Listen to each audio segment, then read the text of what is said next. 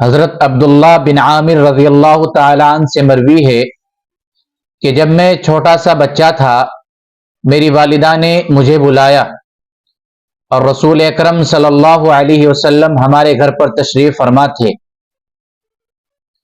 وہ بولی، سنو بیٹا یہاں آؤ، میں تم کو کچھ دوں گی۔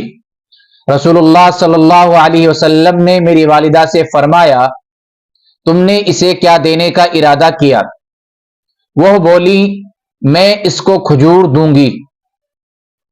تو رسول اللہ صلی اللہ علیہ وسلم نے ان سے فرمایا، سنو، اگر تم اسے کوئی چیز نہ دیتی تو تم پر ایک جھوٹ کا گناہ لکھ دیا جاتا۔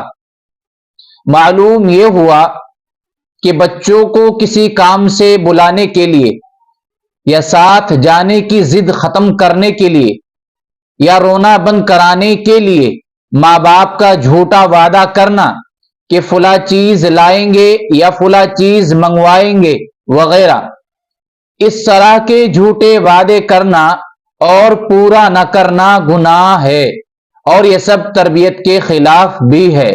اللہ ہم سب کو عمل کی توفیق عطا فرمائے۔